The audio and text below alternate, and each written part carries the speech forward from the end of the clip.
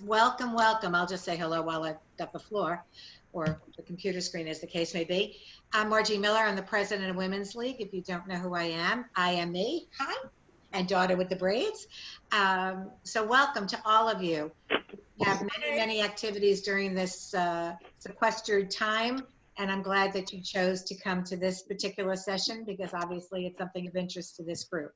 So I'm going to, I guess, introduce Sarah Stern, who is our new communication director and also is a poetess. How do you say a poet? Poetess.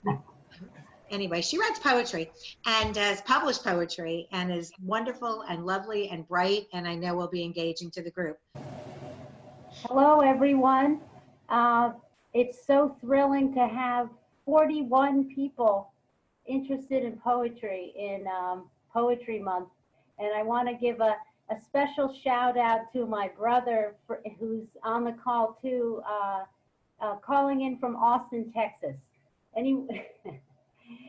So, you know, I just wanted to say, usually when I do poetry workshops, we're all around a table, many fewer than 41, and all of us talk about our relationship to poetry. But with 41 people, we can't do that. So I am just going to go jump right in and start with some poems by famous contemporary poets. Some of them I'm sure some of you have heard of. And we're going to look at those poems and think about when you are going to write your poems for next week. Keep that in mind, keeping the idea of what is a title? How does a title help you understand a poem? How does the length of a line affect a poem? How does where the line breaks, how does that affect it? How does the whole length of a stanza, what does that do to a poem? And finally, one of the most expensive and impactful parts of your poem, that last line. What does that last line leave the reader with? So, thinking about all those things when we look at the poems going forward. And I just want to also add that, again, this is my first time doing Zoom and teaching.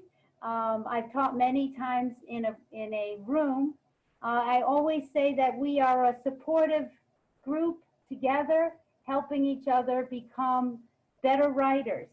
And I hope that with some of us having control of the screen, if someone would like to volunteer as we go through the packet to read some of the poems and also to make comments after we read the poem. So Rabbi Ellen is going to share the screen right now, but before we share the screen, I wanted to read a quote that is not in the packet that you'll see. Okay. Before we get into this small segment, I'd like to read something from Derek Walcott, who was a Nobel laureate, and he died a few years ago in 17, and in his obituary in the New York Times, he was from St. Lucia. It was a very long and beautiful obituary, but he talked about the role of the poet. And I'll just read one small quote. And it's so resonant for what we're going through today, as you'll see in some of these poems. So this is what Derek Walcott says about poets and poetry. For every poet, it is always morning in the world, he said. History, a forgotten, insomniac night. history, and elemental awe are always our early beginning, because the fate of poetry is to fall in love with the world in spite of history. So many people ask me, or ask in general poets, why does poetry matter? And I thought it would be great. I took a snippet from Joy Harjo. Joy Harjo is our poet laureate. That's a typo. She's our 2019 2020 poet laureate of the United States. And she is the first Native American poet laureate.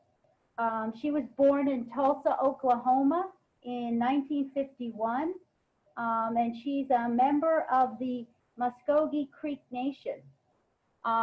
She has won numerous awards, too long to list and list them. So I would like to ask someone to read Why Poetry Matters. And if you raise your hand, would anyone like to read that? Oh, Paula. Thank you, Paula. Poetry is the art that is closest to music, standing between music and narrative orality, which can be speech-making, sermon, or theater.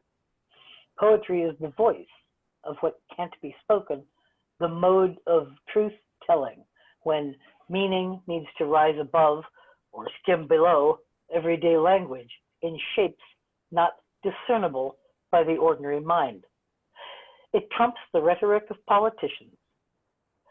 Poetry is prophetic by nature and not bound by time. Because of these qualities, poetry carries grief, heartache, ecstasy, celebration, despair, or searing truth more directly than any other literary art form. It is ceremonial in nature. Poetry is a tool for disruption and creation, and is necessary for generations of humans to know who they are and who they are becoming in the wave map of history. Without poetry, we lose our way. So I love just so much of this statement. And it basically, you know, it gives poetry and poets a mission. And it's, would anyone like to make a comment about this?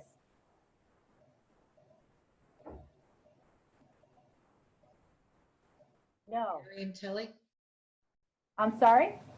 Marion Tilly raised her hand, but she has to unmute. Okay. I find that it encompasses just about everything. Like it says, grief, heartache, ecstasy, celebration, generation of, I think it's wonderful the way she's explained it. I think the qualities that poetry carries just about covers everything that we do in everyday life. Right, right. The math history. And I wanted to the next reading is actually a poem from hers, and it's from her book, Conflict Resolution for Holy Beings. That's the name of the book that this poem is from. And I would like to ask someone to read this. Once the World Was Perfect. Do I have a volunteer? I'll read it. Okay. I'll read it. Okay. Once the world was perfect. Once the world was perfect, and we were happy in that world. Then we took it for granted. Discontent began a small rumble in the earthly mind. Then doubt pushed through with its spiked head. And once doubt ruptured the web, all manner of demon thoughts jumped through. We destroyed the world we had been given for inspiration, for life. Each stone of jealousy, each stone of fear, greed, envy, and hatred put out the light. No one was without a stone in his or her hand. There we were, right back where we started. We were bumping into each other in the dark, and now we had no place to live, since we didn't know how to live with each other. Then one of the stumbling ones took pity on another and shared a blanket. The spark of kindness made a light. The light made an opening in the darkness. Everyone worked together to make a ladder. A Wind Clan person climbed out first into the next world, and then the other clans, the children of those clans, their children and their children, all the way through time. To now, into this morning light to you, and it stopped. Is that the end of it? That's the end of it.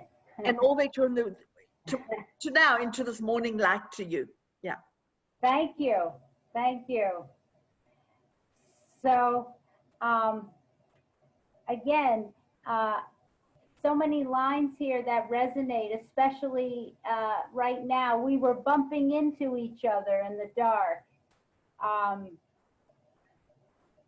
And I just, you know, one of the great things that poets have to help them with their poems is a title, which I always feel is your great is a great thing to use well. And I just want to speak to the choice here. Once the world was perfect. You know, you just want to read that poem because what, you know, the question inherently is, well, what happened? And it sets you up for a story. Would anyone like to comment on that? Yes, I think that we are now in a time where you could say that we're coming back to what was in this poem, the original time when it was perfect. Nothing is really perfect, but you see so many moments of people helping each other and caring for each other and celebrating the small things in life that it really gives you hope. Yes, yes, yes, thank you. And I also think it relates to the environment, because once the world was perfect and we were happy in that world and we took it for granted, like we take the environment for granted. And then all of a sudden now humanity's destroyed it. And now we've got to come out of that again. So I think it relates to that as well. Yes, especially, you know, come an Earth Day. Yes. Absolutely. Yes, yes. And I wanted to mention that next week you'll be bringing your own poems, and I will be giving you prompts at the end of our hour. I also wanted to mention that you can use anything that was said today, anything that is inspired from the poems we're reading. So I urge you to take down notes as we go through this packet. If something really stands out for you and you want to elaborate on it, jot it down and you can work on it for next week. Could someone not send this poem to us? Yes, we can. We will. I would like to have it in front of me when I. Okay. We will do that. That would be wonderful if we could, instead of taking notes all the time. I mean, I would like to have it with me, on me. Okay, I can share this document on our site. That would be wonderful. Thank you. Okay. So going forward, we're going to go to, again, I love so many contemporary poets, and it was very hard for me to narrow down who I chose. This is my list of poems chosen are by no way representative of all the poets that I love. But one has to choose. So these next two poems are from Mary Oliver. I'm sure some of you have heard of her.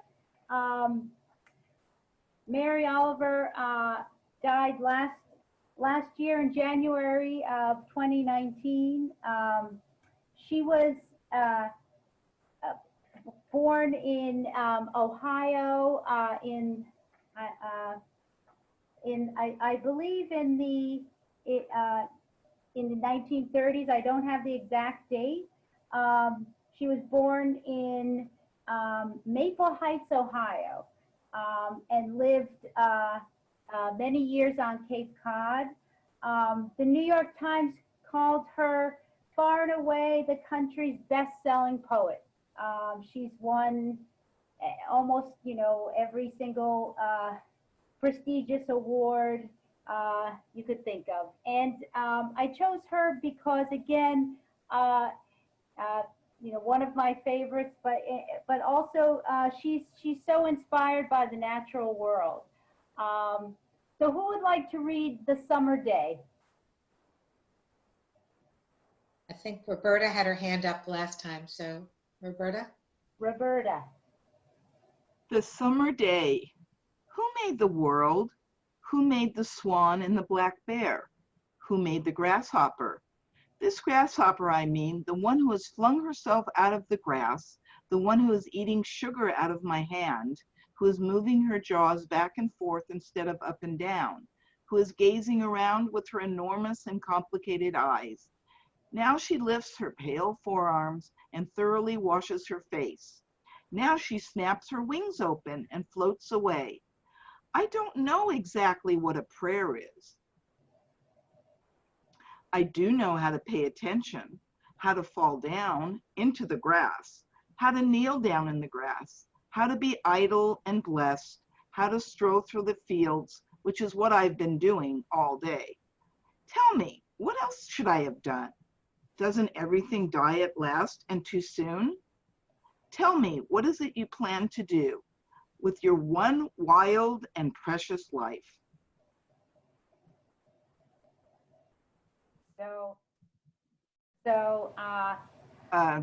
Okay.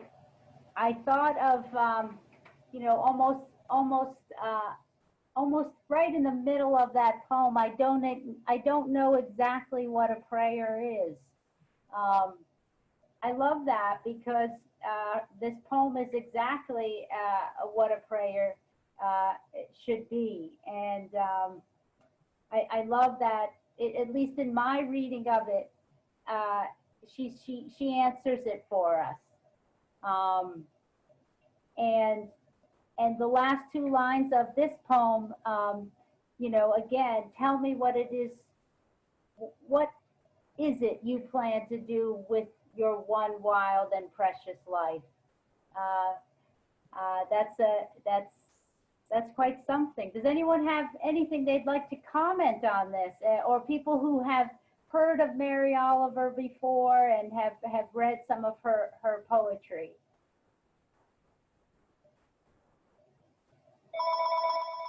Sarah? Yes. Margie, did you have something to say? Yes, Sarah has her hand up, but she hasn't unmuted yet. I'm unmuted now.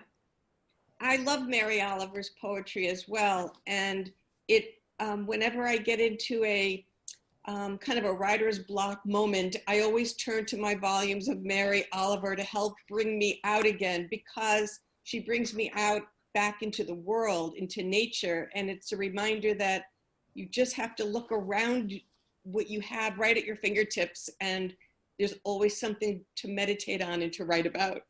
Yes, I feel exactly the same way, and that's why I have another poem of hers coming right after this.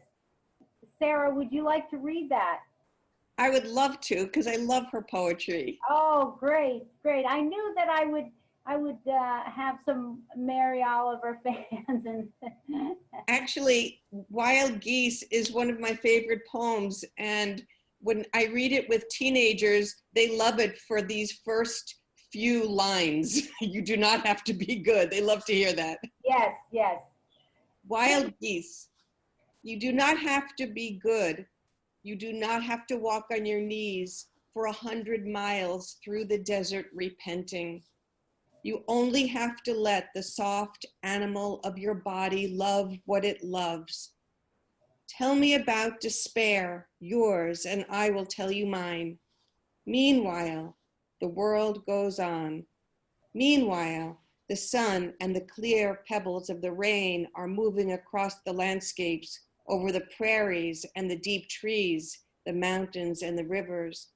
Meanwhile, the wild geese high in the clean blue air are heading home again.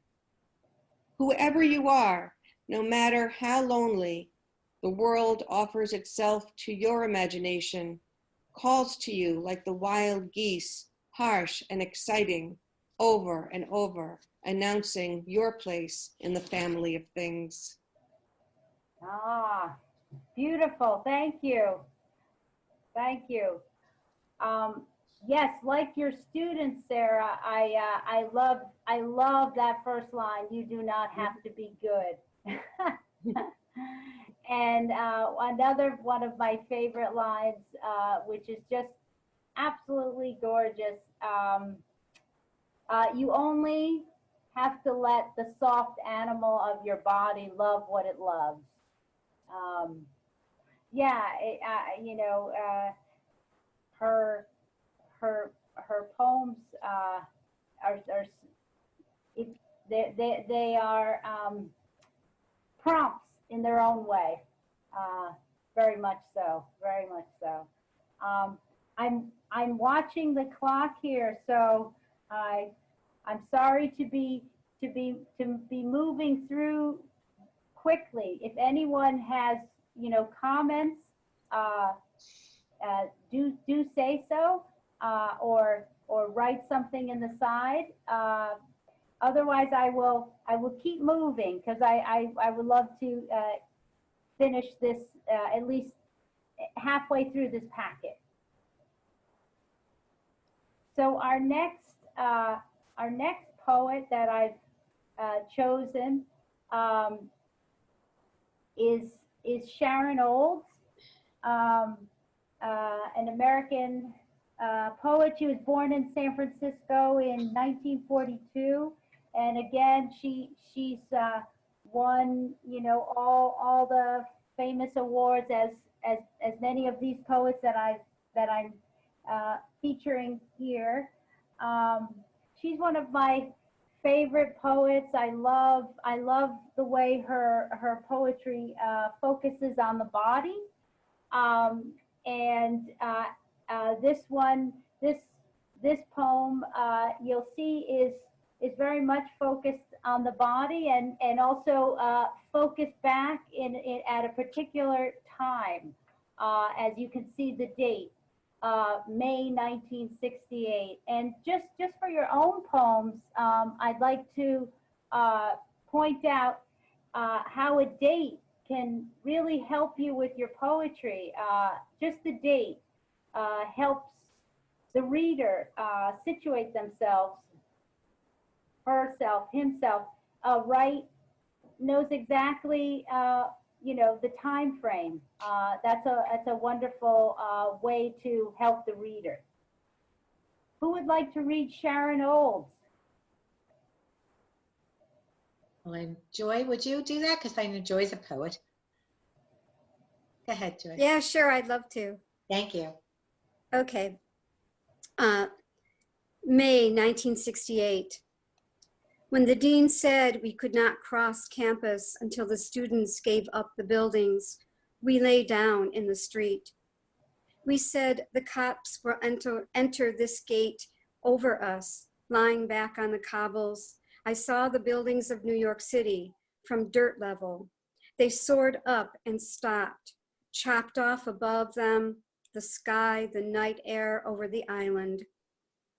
The mounted police moved near us while we sang, and then I began to count. 12, 13, 14, 15. I counted again, 15, 16. 1 month since the day on that deserted beach. 17, 18. My mouth fell open. My hair on the street. If my period did not come tonight, I was pregnant. I could see the sole of a cop's shoe, the gelding's belly, its genitals. If they took me to a woman's detention and did the exam on me, the speculum, the fingers, I gazed into the horse's tail like a comet train. All week, I had thought about getting arrested, half longed to give myself away. On the tar, one brain in my head, another. In the making near the base of my tail, I looked at the steel arc of the horse's shoe. The curve of it's a little, making me a little dizzy, but that's okay, sorry. No, that's okay, that's fine. Let's see, I'm gonna go. On the tar, one brain in my head, another in the making. Near the base of my tail, I looked at the street arc of the horse's shoe, the curve of its belly, the cop's nightstick, the building streaming up away from the earth. I knew I should get up and leave, but I lay there looking at the space above us until it turned deep blue and then ashy, colorless.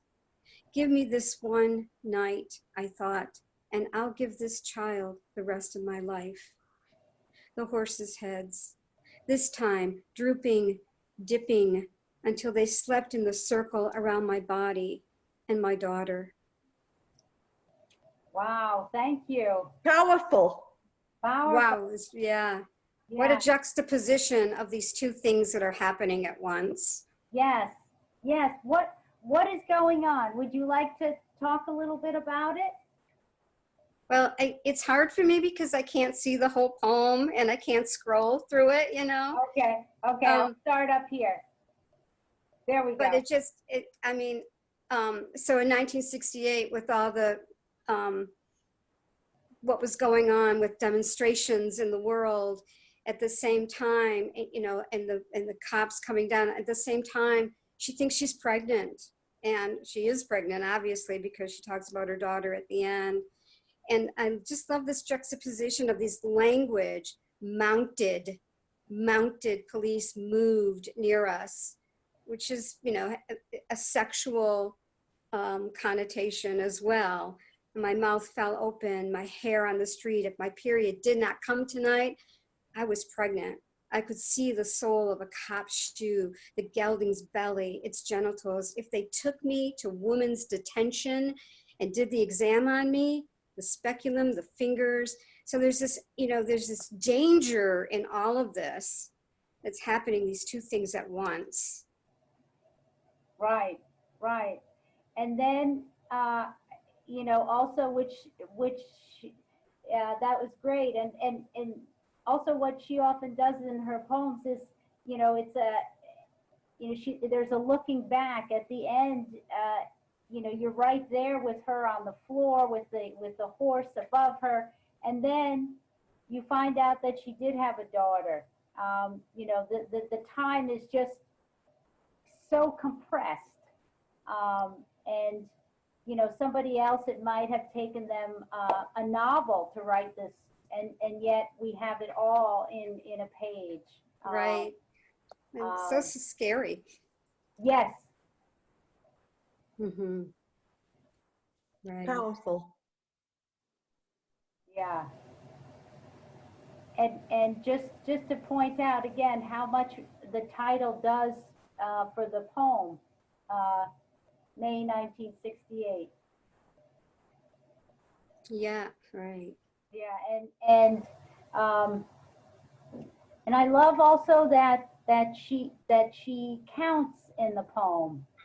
That's so moving, you know.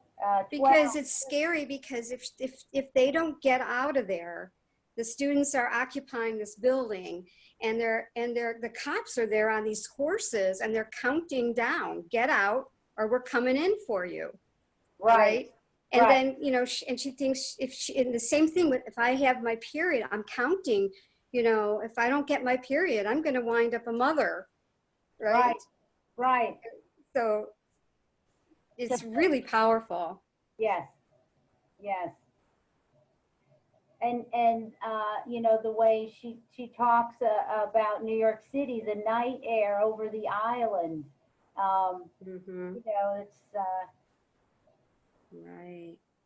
Somebody, Sarah, one of the comments was from Ellen Bresnick. She didn't think that necessarily she had the daughter, was kind of wishing for one. Could she? What I wrote, Margie, it's Ellen, is that I think there's also this kind of knowledge that if she is pregnant, there's a possibility, certainly she doesn't know whether she is, that there's a wishfulness almost, or making up a word, for a daughter.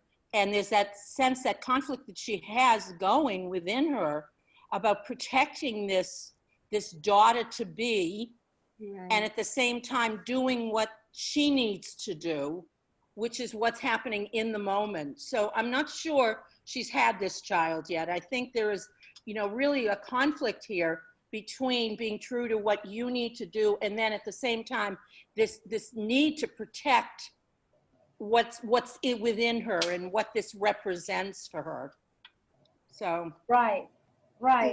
And almost a prayer. If I make it through this, I promise to be a wonderful mother. I will take care of my daughter if I can survive this. She's making it feel. Right. Yeah. And the so true. And then also the idea of not only her body, but the horse's body. She what she's imagining her belly, but it's the horse's belly she's talking about. And it's almost like a painting in a way. You could see the horse, it's actually frightening, as Sarah was mentioning too, and it's just a lot of images all going through her head at the same time. And I'm glad it's eliciting all these comments. Sarah, there's another comment. Is this poem, it's Sarah, Sharon Olds wrote this poem? Yes. Because Irene is saying it's possible that the I in the poem isn't the author herself, the poet herself. Absolutely. Because because apparently she had a son in real life, this particular poet. Yes, absolutely. As readers, we always assume that the poem is a reflection of the author, and that's very much not the case many times. So very important to keep that in mind. I have a comment. Yes, Kate. Hi. Hi. The thing that strikes me is that she doesn't get up. She knows she needs to leave, because if they do go over their bodies, she'll lose that baby if it's there. And that's the thing that strikes me the most. And yet almost magically, the horses fall asleep and everything's okay. That's a strange ending to me. Yes. Oh, Kate, we're from the same synagogue. Hi, Kate. Hi. So glad you're here. Thanks, me too. Yes. Thank you. Well, let's keep going, because this next poem. Okay, so this next one is by May Swenson. I'm sure some of you may have heard of her, like many of these poets here. Interesting thing about her, May, she was born in 1913 in Utah. I hope I'm not boring people with naming dates. I always want to know when a poet lived. I mean, these are all contemporary, of course, but you know, their span, where they were born. That may be my own quirk. And she died in 1989, and she's not only a poet, not only was she a poet, but she was a playwright as well. Again, winner of many, many awards. She was the oldest of 10 children in a Mormon family, and her parents spoke Swedish, and she spoke it as well. And she, besides writing, you know, her own work, she also translated a lot of Swedish poetry, including the Nobel laureate Thomas, I'm butchering his name, Thomas Stronstromer. So I love hearing people read, and who would like to read this one? A thank you letter.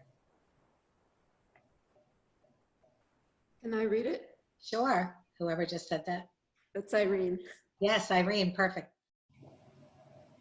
Dear Clifford, it took me half an hour to undo the cradle of string in which your package from Denmark came.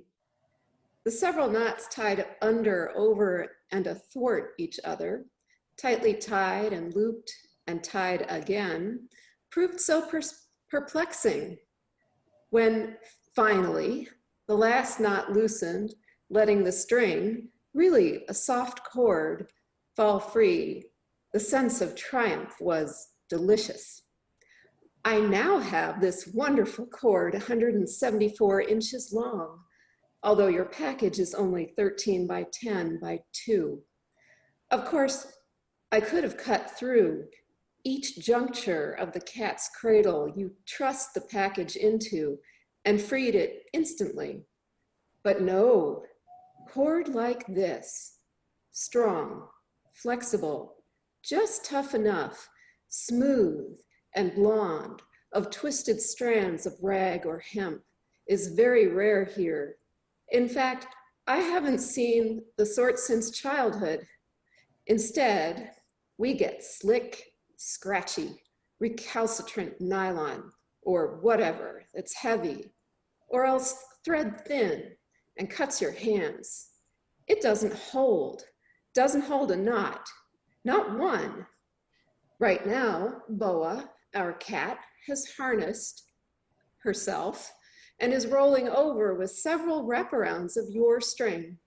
She's getting up to gallop and snarling herself worse. She's having a wonderful puzzle playtime.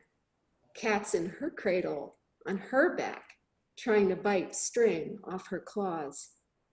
And I haven't yet taken the sturdy paper off your package. I hardly feel I want to. The gift has been given, for which, thank you ever so much. Great reading. That's a fun poem. So do you want to talk a little bit about it, Irene? So I think there is, you said she was a translator of Thomas Tranströmer. Yes. A lot of, and there is something spare and Swedish about this, but also humble. And I think that discovering of a gift that wasn't intended has a certain religiosity to it. Yes. I think we get is not what we actually got. Right. What we're thankful for is a moment of observing someone else's joy. And it's a wonderful thing. Just, and the comparison of the type of string that used to be, you know, maybe it came from your childhood, maybe you have some twine in your drawer, and the type of string that is now. In that observation, only a poet would, or someone very involved with textiles. But I also love the language in this, the juncture of the cat's cradle. but there was some other, I can't scroll through, so I keep wanting to go like this. Okay, go ahead. Yes. Recalcitrant nylon. Yes. What use of the word recalcitrant? I mean, who uses that word anyway that much? But to have it pop up, and also these stanzas are in threes. Yes. It's very carefully constructed, and it's 1, 2, 3, 4, 5, 6, 7, 8, 9, 10, and it's 11. 11. So there's a form here that she's following, and that's the beauty of modern poetry. Yes. That and those numbers, 33 lines. Yes. Yes. Thank you. Thank you. I really appreciate all that you said. And also that what I love about this is that, you know, on the surface, it seems kind of a light poem, you know, kind of funny and cute, but it's actually very deep.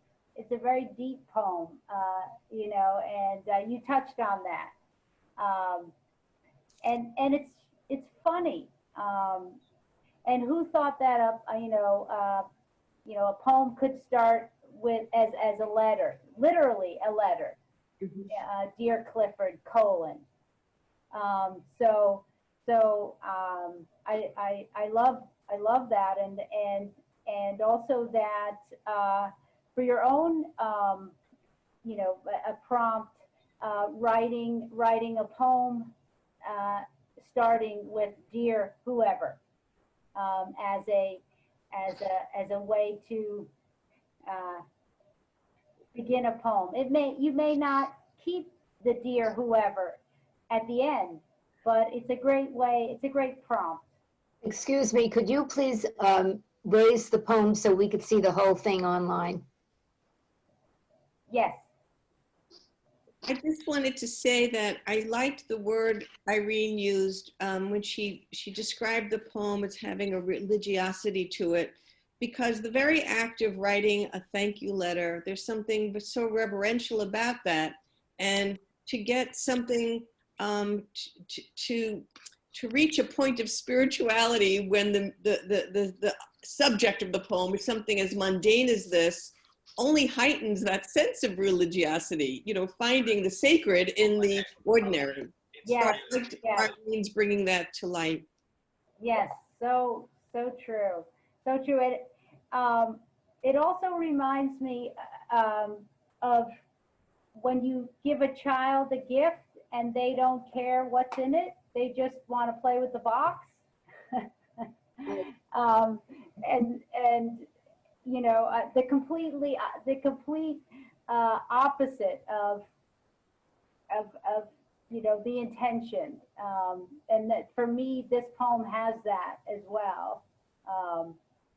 But yes, the quotidian is just it's and again, look at the numbers we have. I seem to be drawn to poems in this packet with numbers. 174 inches long. I mean, that's not a short piece of string. Margie's agreeing. But what I thought of is how I went with the box in my own head, that the joy of this wasn't really the package. I thought of literally of Cat's Cradle, how many of us grew up just playing and waiting to find a string that would be perfect for that game. And so there's the joy of this simplistic part of this, is just to find a chord that would be perfect for that. Right. And it didn't make a difference what was in the box. It was like, oh my gosh, I got a great piece of chord to play Cat's Cradle and to do that. So yes. Yes. Oh, that's great. That's great. I think there's a significance in the way she's written it, where she's, for example, the second verse, she starts when, comma, and then doesn't carry on finally with finally next to when. The way she has broken up the lines is very significant. And each one is, of course, 3 lines, but the way they are divided, I think, has meaning. Yes. Yes. Yes. And getting back to you know, in the line breaks and what I had mentioned before, the emphasis of when we're pausing as we read this poem. You know, she's giving us breath. When, so that's very observant. Thank you. I think she's actually thanking him for the effort that he took. That's what she was appreciative of, all the effort that Clifford took to wrap this package, kind of paper and cord and everything. And I mean, that's the gist of what I thought when I was reading that, is that it's kind of the thought that counts, and it didn't matter what was inside, because he obviously took so much time making sure this package was nice and secure for, you know, for her. For her, yes, yes. And I thought, this is Ellen, and yes. I thought actually the whole thing was the direct opposite. I think she was using a thank you note to sort of push him away. I think this says a lot about their relationship, and the string is almost a metaphor for a lot of what's happening with this relationship. And you know, you can hear the irony, you can hear a little bit of the sarcasm, you can hear her wondering about different parts of the relationship. I think when the lines are not end stopped, which is somebody, and I don't remember who it was, and I thank you, made the reference to that.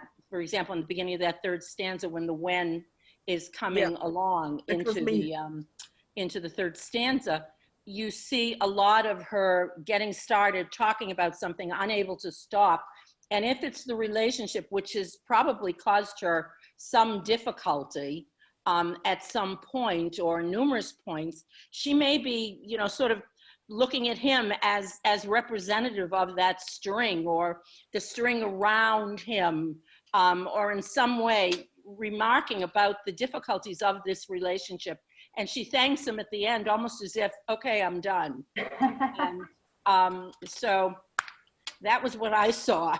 Yeah, thank you. I agree. And I think at the very end, when she does not open the package, that says something to him too.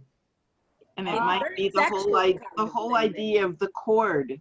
Yeah. She said that I could have cut the cord, but I didn't. Right. Right.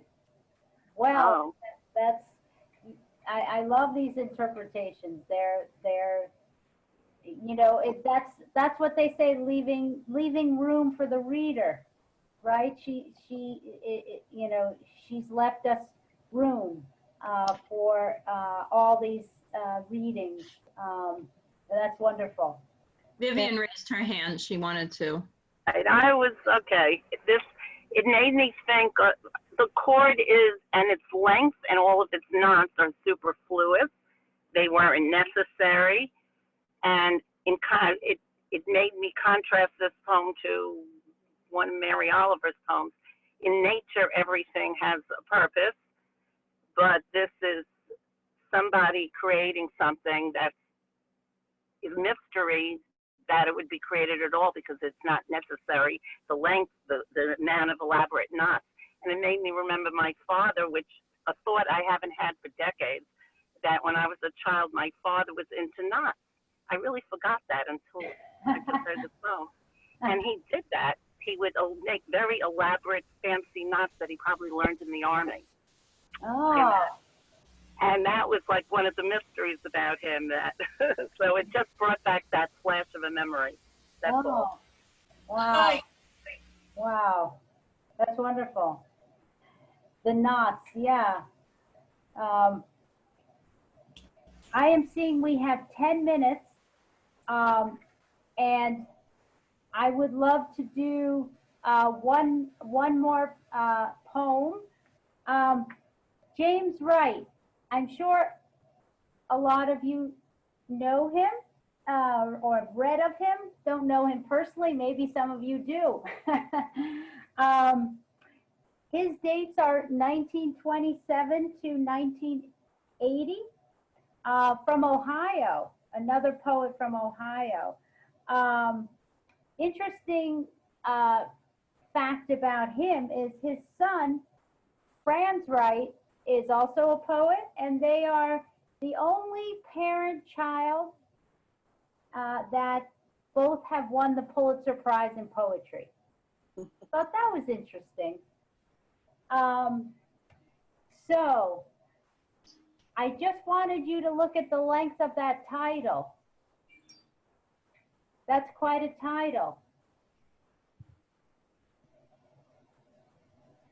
Can I have a volunteer for this read? I'd love to. Kate. Oh, Yeah. great. I love this poem. Oh, wonderful. Lying in a hammock at William Duffy's farm in Pine Island, Minnesota.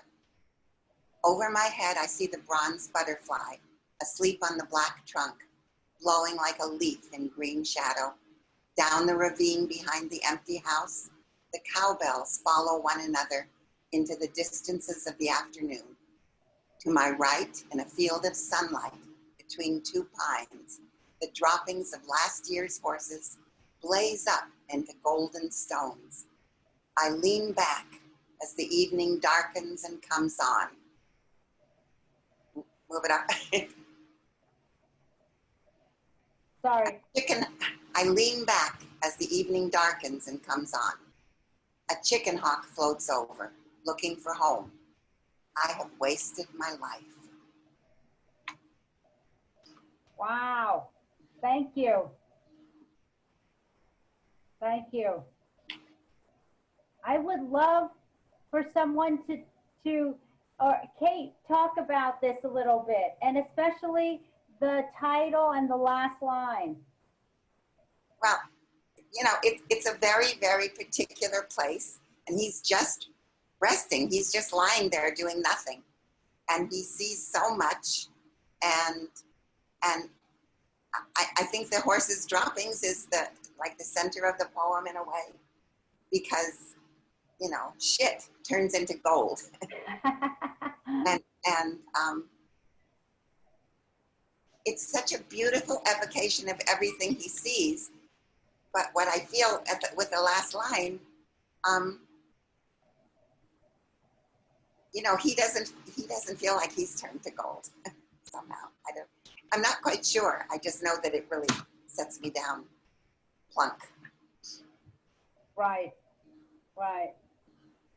I have opposite reactions. I should say conflicting reactions to the last line.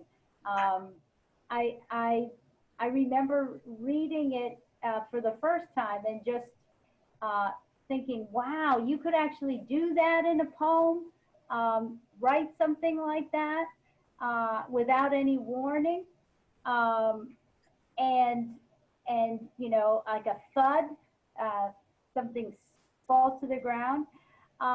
But then over the years, I've also felt that this poem it lightens you. You know, it makes you feel, well, I'm not so important. What I've done in my life, you know, does it really matter? And I would love to hear some comments from other people. Good and bad. I thought this Dottie here, I thought he was being ironic.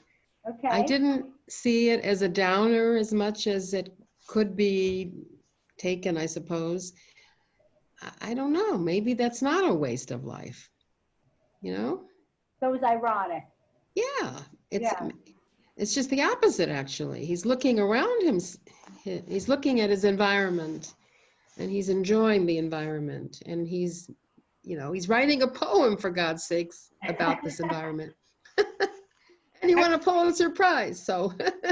I've thought about this poem a lot with that last line. It's always puzzled me. And what it makes me think about is sometimes a painter is painting something and then they add a stroke.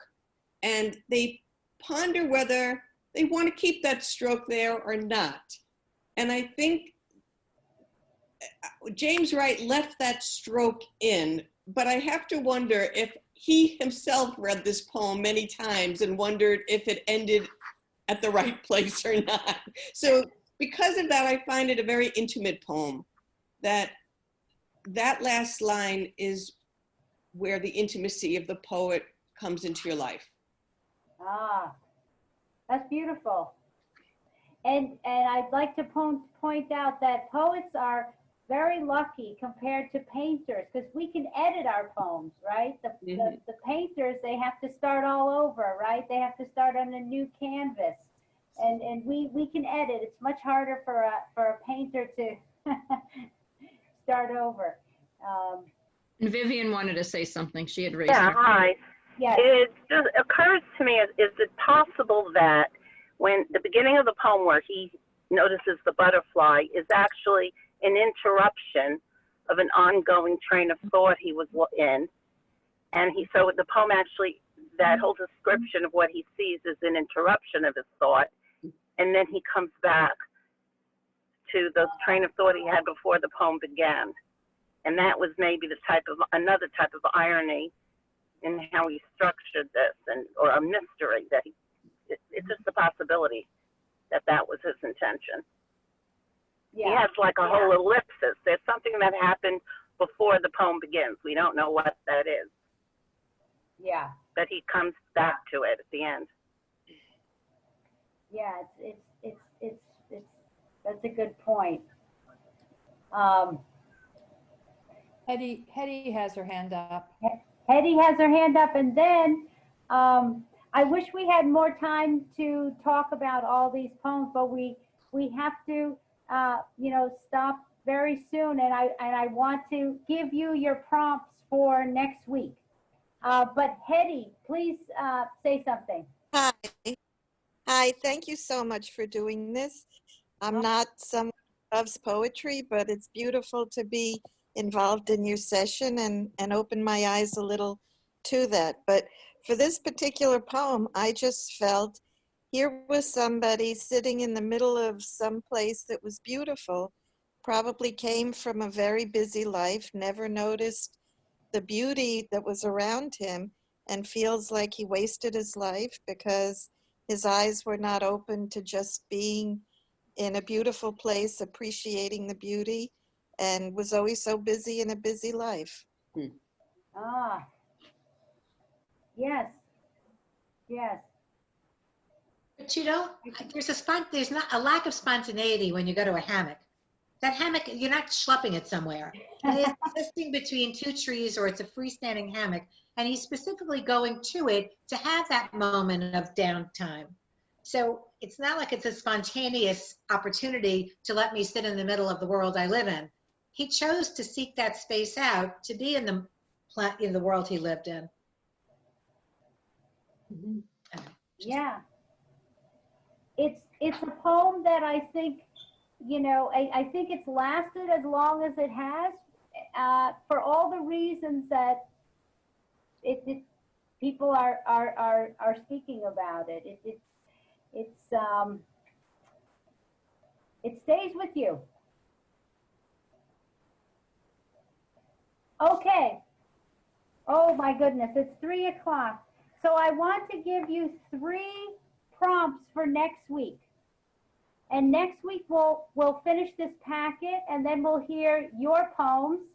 And next week is also Poem in Your Pocket Day. So all of you will actually have a poem in your pocket.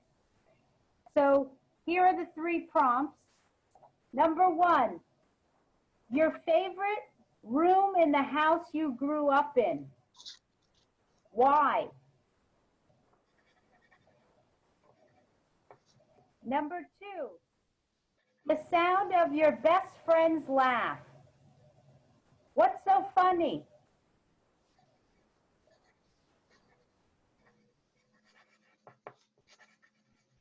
And number 3, your favorite piece of clothing.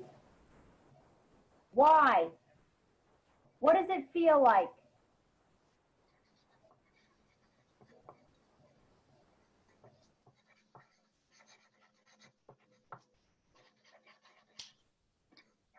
Just tell me number one again. Somebody knocked on my door. How crazy is that?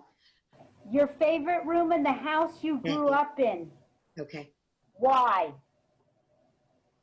And can I ask a why? How'd you come up with these topics? There has to be a thinking behind it. From reading poems, Well, you know, like that string, Mae Swenson's string, I find prompts that are so particular and tangible help you. It's almost like a, you know, a platform that you can jump from. Something very particular. So that's how I zero in on something really particular that no one can avoid.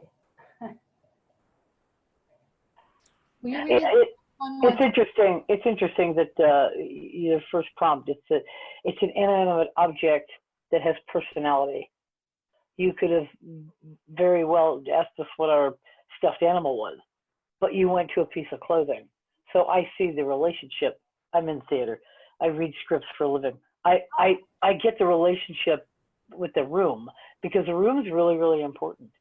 Whole treatises have been written on rooms and colors of rooms and objects in rooms, and so I really like that springboard for this assignment. Oh, good.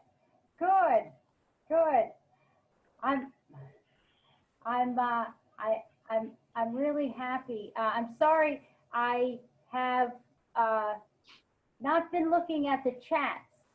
So I'm just gonna look at them very quickly and see if there's anything that I should answer before we.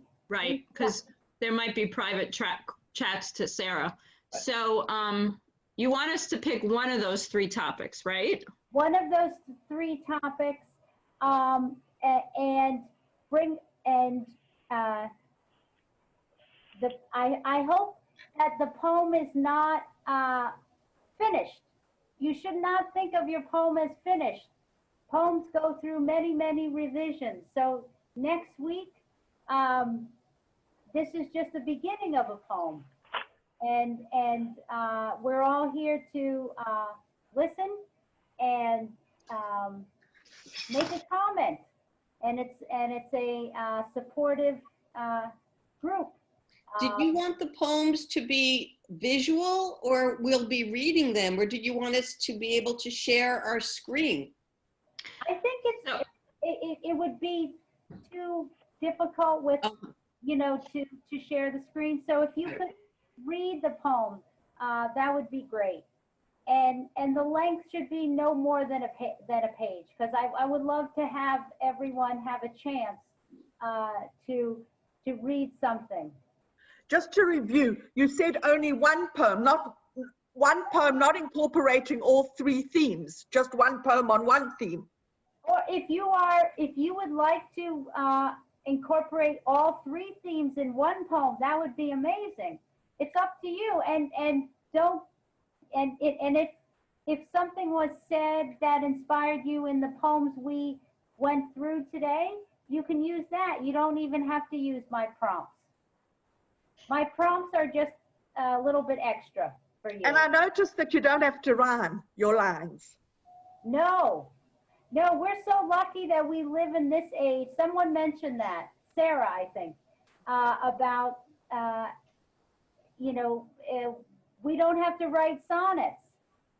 We're living in a great time for free verse and you know, many different forms.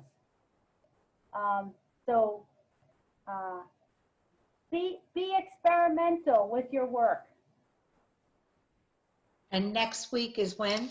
Next week, same time, 2 o'clock, and the same code to get in. Is that right, Rabbi? Yes, Thursday next week at 2 o'clock. The lesson, so we're live streaming it now on our Facebook page, Women's League. It takes a little while to edit everything, but hopefully the poem could be edited. And once we edit it, we'll post it on news on our Women's League website with the with the attachment of all of Sarah's poems that she presented to us. And probably in the Women's League this week, we'll also put a copy of the attachment of the poems that you've given to us. But know that it's all voluntary, right, Sarah? Everybody can come, even if they haven't written anything. Yes, yes, absolutely. It's all voluntary, and if you feel you just would like to come to the class and hear other people's work, and also next week we'll be finishing the packet. We still have a few more in the packet that I'd love to tell you a little bit about the poets and hear you read the rest of the poems that I've chosen. So we'll do that next week, and then we'll hear your poems. Thank you very much. I thoroughly enjoyed this. Oh, thank you. Thank you, Thank Sarah, you. so It much. was wonderful. Thank Thank you. you. Thank you for all your comments. See you next week. Sarah, thank you. Bye. Okay. Thank you. And bye. what I suggested on the chat, if people want to send the poems to either Margie, me, or to Sarah, my email's a little difficult, but even during the session next week, if you want to send it to me and then we can share screen, it's just difficult having other people share screen because occasionally people share screen who we don't want to be with us. But we want all of you to be with us. So please tell your friends. And Sarah, you were wonderful. Thank you. Oh, thank you. And I Thank you, Ellen, Sarah, what is for a beautiful session. what is the Women's League email or website? WLCJ.org. I will put that Thank you. here. Perfect. Thank you so Thank much. Thank you, Sarah. Thank you. Sarah. Thank you. Thank you. A good day to all. Good day to all. Bye. Bye. Bye. Margie. Oh, Sarah, are you still there? Yes. You want to, is it okay if we bring a favorite poem? Not that we've written, but a favorite poem. Yes. Yes. Okay. Thank you very much. Thank Bye. you.